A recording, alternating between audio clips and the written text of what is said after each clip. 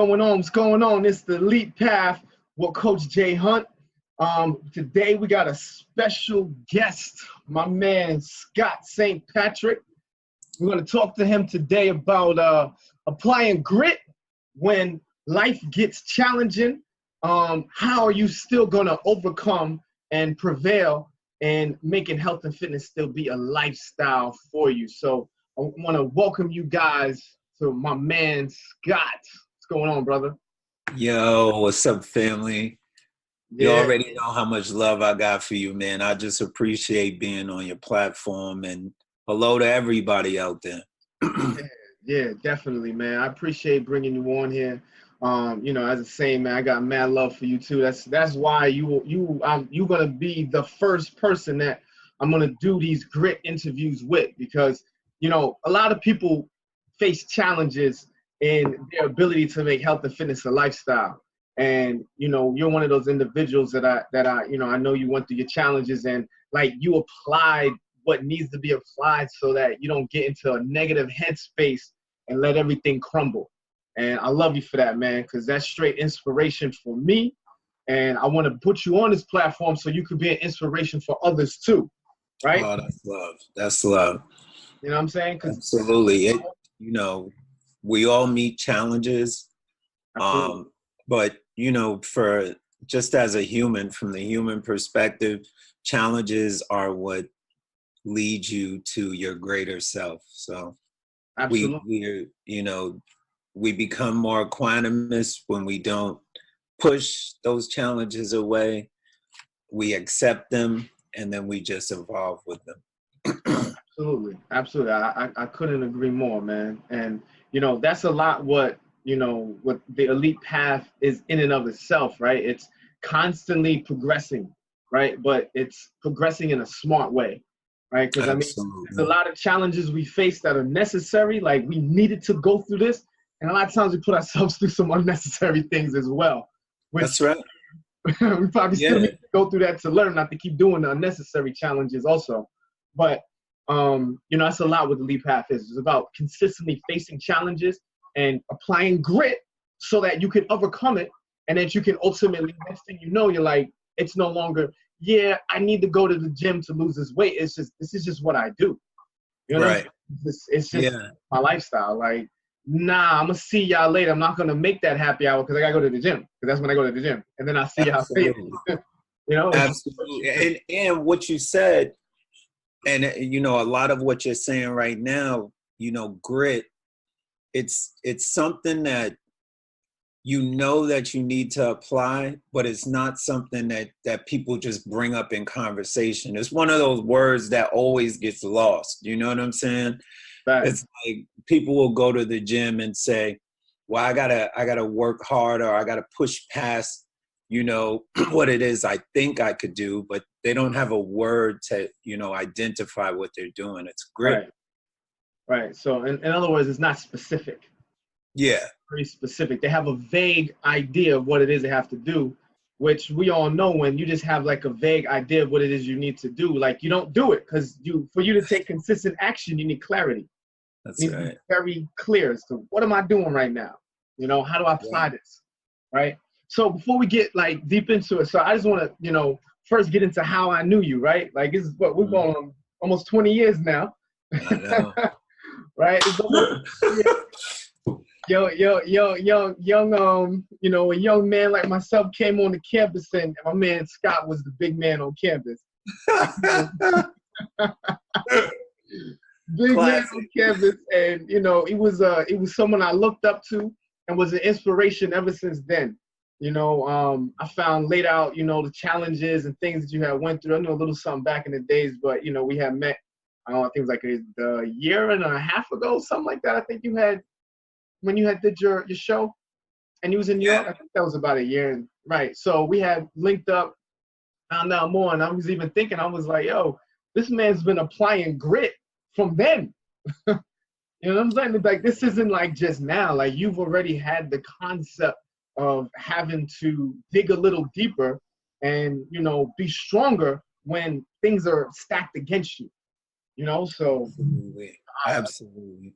I appreciate the opportunity to witness the journey, you know, of you growing from, you know, the big man on campus back then to the big actor, you know, and all the other dope things that you're accomplishing now, even with the challenges that you're being faced. So, you know, I just want to let you put that out there, let everybody know, like, who we dealing with over here. Exactly why I chose you. You know. He's not lying, y'all. He's not lying. Nah, for real. That's why you here, man. Like, I'm carefully selecting. Like, not everybody necessarily applies grit to what they go through. A lot of times they're in certain situations and they try to numb the pain of what they're experiencing, and you don't actually get to grow from it when you numb the pain. So the time passes, but the growth was minimal. And you know, you just don't let time pass, man. Like, you grow. Like, you make the changes you need to make. You grow through the pain instead of running from it. And you know, that's important. That's really important, man. That's 100% right. You know, and just, you know, you're a great trainer. You know, anytime you have somebody, you're trying to teach somebody, what does it take to have the body that you ultimately envision up here? You know what I'm saying? The first thing that you need to tell them is it takes grit. You know, grit will bring you back here tomorrow. After you're in pain, you wake up tomorrow and you're like, oh, I don't know if I could do this. Grit is what's going to bring you back here. Absolutely. You know? Absolutely. You know, so real quick, so how I define grit, like when I'm defining grit, it's three things, right? It's three things that define grit. It's the ability to stop stopping, right? If you're looking at it in the fitness sense, that's you on that treadmill past the point of comfort, right? I'm not talking about when you in there, you comfortable, you scrolling on your phone, you having conversation with the cutie next to you, with the nice muscular guy, like watching TV.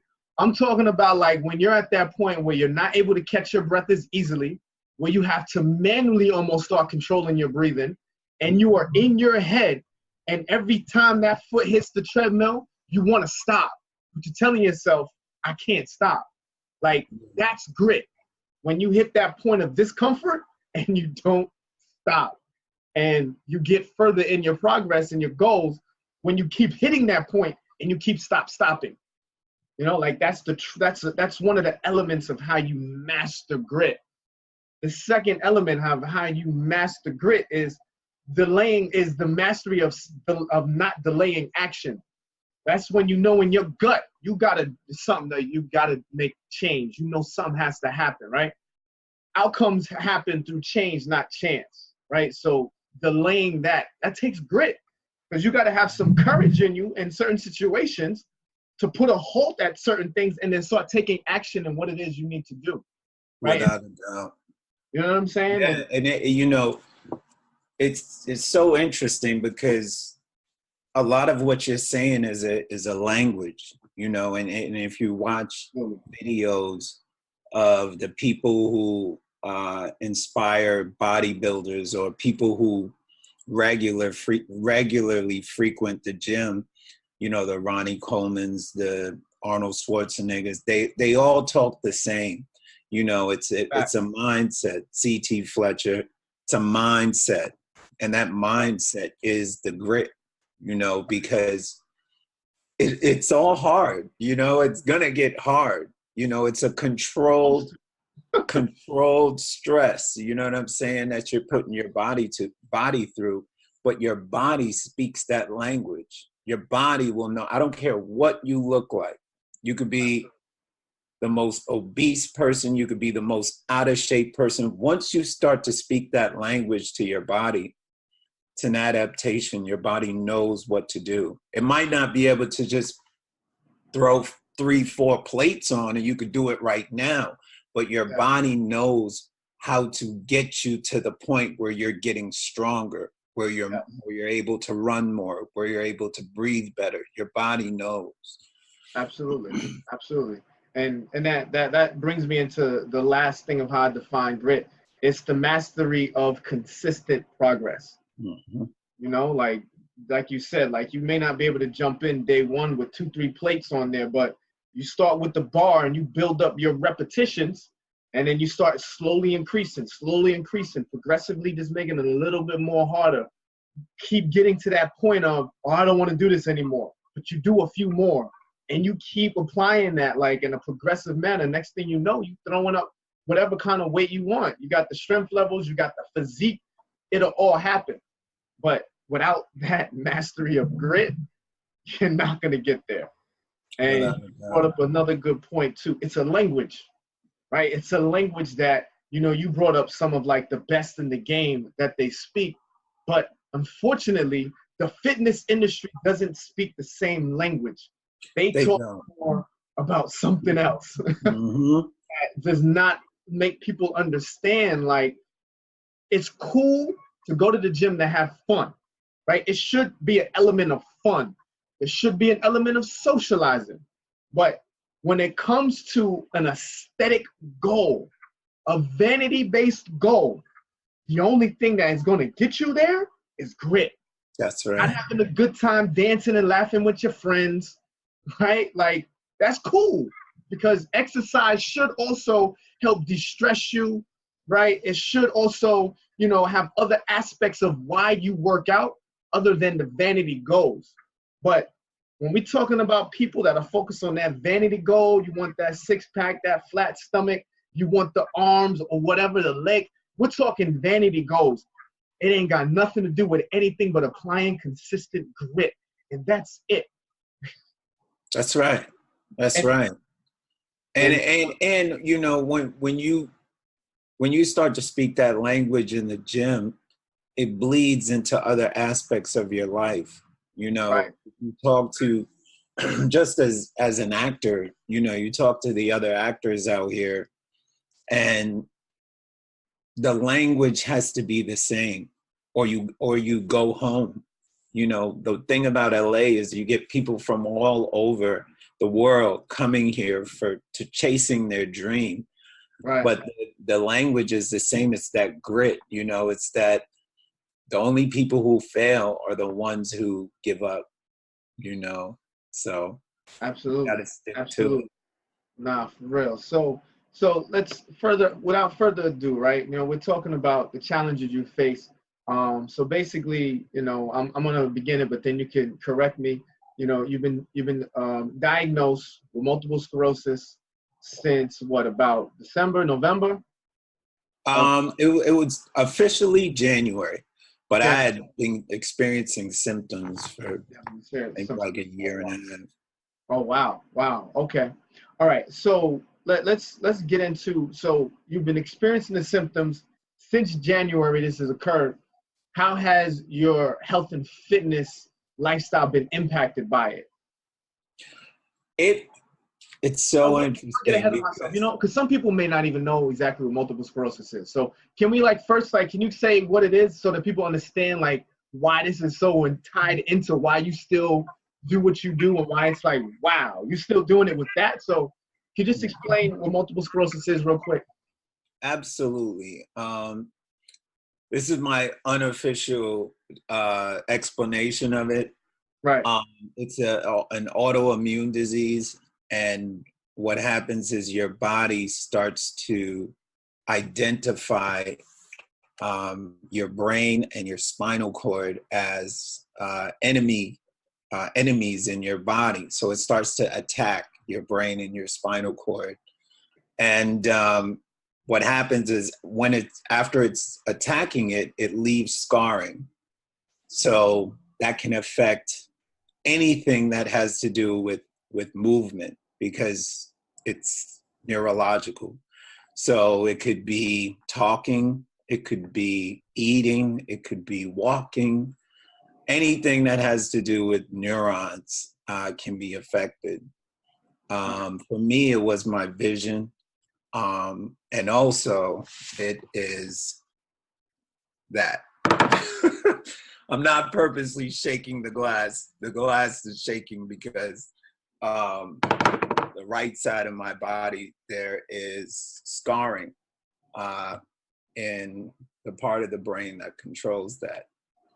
So aside from that vision, you know, I would say a year ago, I was reading a script and I had trouble reading it.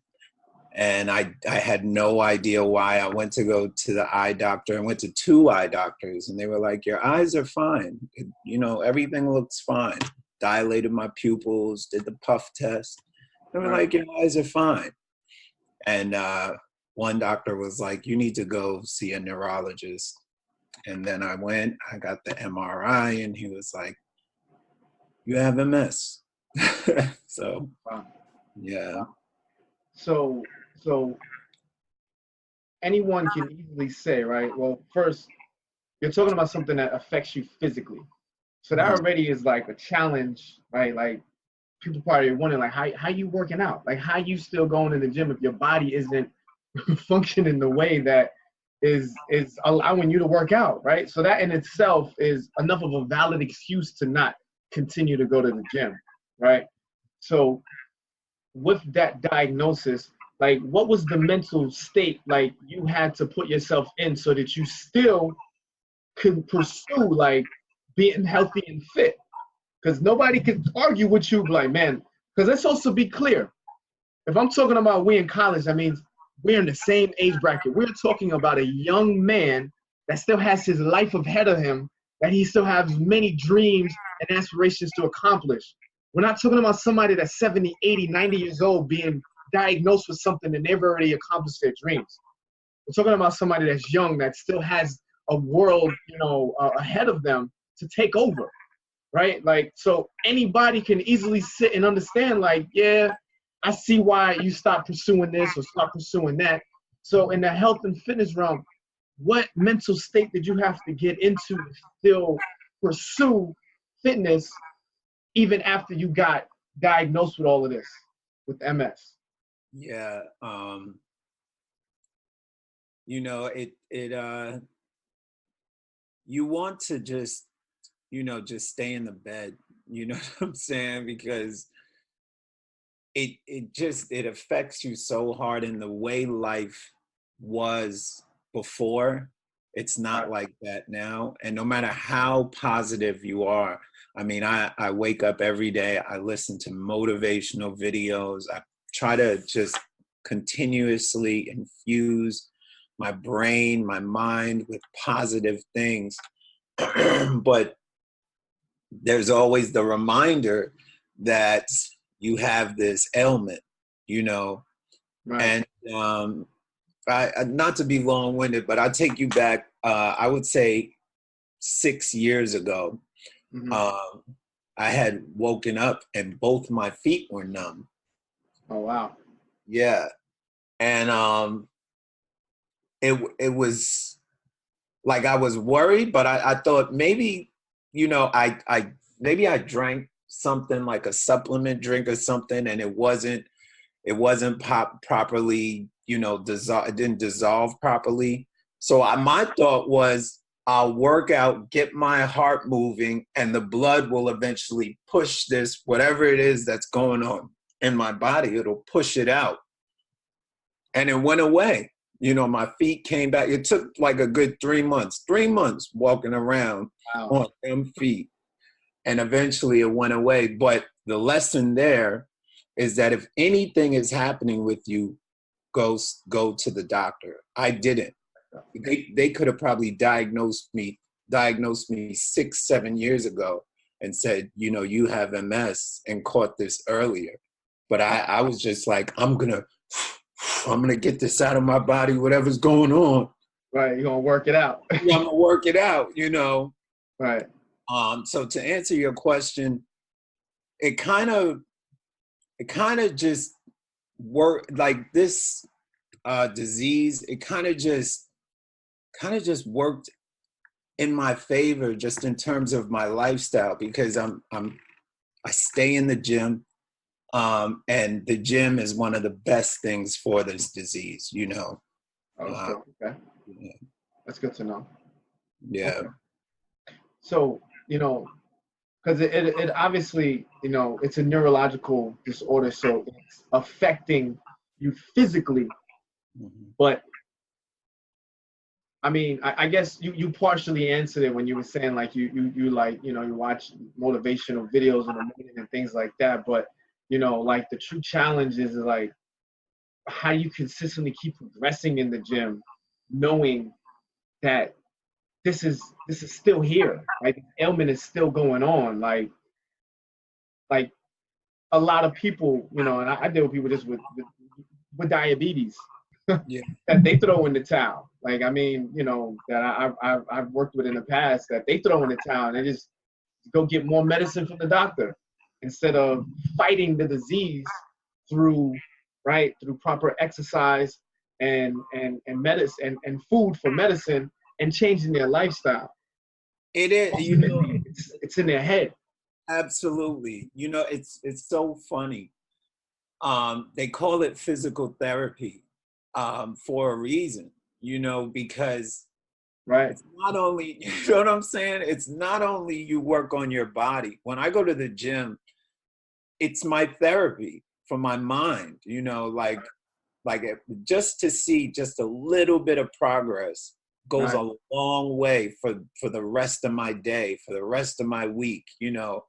Wow. If there's nothing else that I can control, I can go to the gym and I can run just a little bit longer. You know, I can lift just a little bit more, even if it's 1 pound more that I did more than yesterday. It Right. psychologically, it does so much for me, you know. Absolutely. And yeah, you know, you probably see that with your clients, you know. Absolutely. Absolutely. So in other words, you made exercise, like you said, therapy, you made it an act of self-love and care Absolutely. instead of a physical means to an end, right? It became bigger than, yes, I want to look good. I want Right. to get right for my birthday. Oh, summertime's coming up. I got to get right. You know, it became more of an act of self-love and care. Without a doubt. You know, I mean, like, you know, your girlfriend could have dumped you, your whatever it is that you're going through, you know, it can crush you. But when you go in the gym, the gym can be so forgiving. It doesn't matter, you know, what your, like I said before, your body type, what it is that you can Right. do. You being able to see just a little bit of progress can Right. affect you exponentially, psychologically, mentally. It will carry into the rest of your life. Nah, absolutely. I couldn't agree more. And I feel like that is one of the missing gaps that people don't get is that it's about making progress. It's not Yeah. about burning calories, right? It's not going there for weight loss. If you go to just make progress, you'll end up getting all of that anyway. Like Yeah. that comes with you going for the bigger goal. A lot of people are narrow-sided and they're trying to burn and they just want to sweat. They just want to be tired. Where Yeah. you're not accurately measuring your progress. You have no idea. You may have a general idea. Well, I know when I first came, I couldn't do any push-ups, and now I can do 5. So you have, once again, like you have some kind of a vague idea of what you can do. But you don't have a very specific, like I can run a mile faster. I can, you know, do X amount of additional push-ups. I can lift this amount of weight from deadlifting to squats to. You don't have all of that laid out. You don't know because you're going to get tired and to burn calories, That's right? right. Right. And if you're going for that progress and how it also ties in with the mindset of outside of the gym, if you just try to improve 1% a day from in the gym to outside of the gym, you'll make a huge impact in a year. And you won't even recognize yourself. Yeah. You don't recognize yourself. And it you know, it could be as simple as, you know, holding plank. You know, take your phone and time yourself, you know, and if you could do 30 seconds holding a plank today, There you go. just go for 31 tomorrow. And that 31 could be everything. You know what I'm saying? And you know, your transverse abdominus is effective with any exercise you do. So if you could do Absolutely. just a little bit more, like it makes you feel good. You know, you get more energy. And it feeds that energy into your personal life. So when Absolutely. you're dealing with like illnesses and being broken up with and financial problems and work issues and all that other stuff, it gives you almost like a superpower to deal with it. Absolutely. And here's the caveat. You don't always have a trainer like you who knows that. Some trainers, their mindset is, well, I just want to see how you look aesthetically. So Right. let's just get you to lose a couple pounds. You know, if you wait for the scale to quantify your progress, Yeah. it'll let you down every time. It's true. It's true. And that's a great point. A lot of people they wait. They're anxious. Oh, all right. It's Monday. Scale time. And that right there dictates the rest of their week. If Right. that scale was good, they high. If that scale was not right, they low. That's right.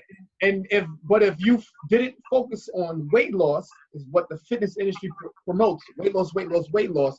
If you focused on just strength, endurance, healing the body, improving your range of motion and flexibility, yo, you have many wins every single time you go to the gym. You have tons of wins. So you're gonna feeling high on life because you like, nah, like I saw my range of motion improve. Last week I could only lift 20. This I did 25 and whatever it is. And it's like if people understood that more, they'd get so much more out of going to the gym and what fitness is supposed to do for them. And I bet you more people would do it. And we wouldn't have a nation that the fitness industry is making billions of more dollars a year, but we're getting fatter and fatter and more unhealthy. And like the way that we talk, you were telling me, you know, it's about correcting the body. If you make correction, like you were explaining to me when we talked earlier, if you make correction your goal, like forget about weight loss. Like you will move better. You know what I'm saying? It'll just change everything about how you feel on the inside, not how you look on the outside. Right. Absolutely. And that's the thing. Regardless of what you look like on the outside, it's about how you feel. It's about how you feel on the inside, you know, based on your perception of you seeing the effort and the work that you're putting in. And when you can put that work in and you can have some tangible measures to say, oh, I did that compared to that. And the more of those you have, it's medicine for you. It's not just medicine for the body, but it's medicine for your mind. It's medicine for your soul. It's just it just takes you to another level. Without a You know, doubt. it takes you completely to another level. You know Yeah. what I'm saying?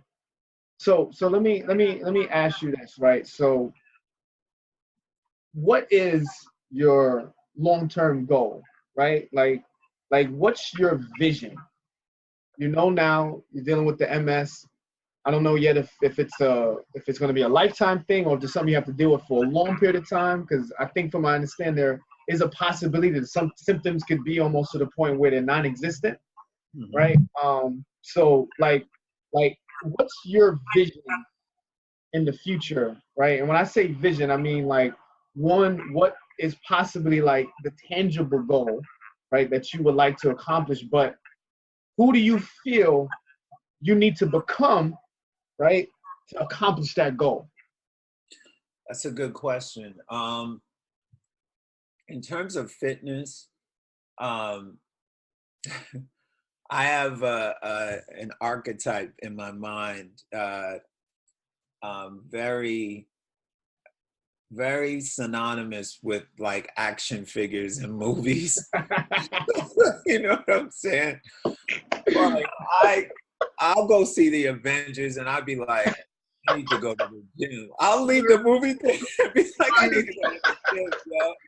Trying to get Because my I just soul. want, you know what I'm saying? I just want my body to be like Bionic 7. Like I'm the seventh member, you know what I'm saying? Yeah.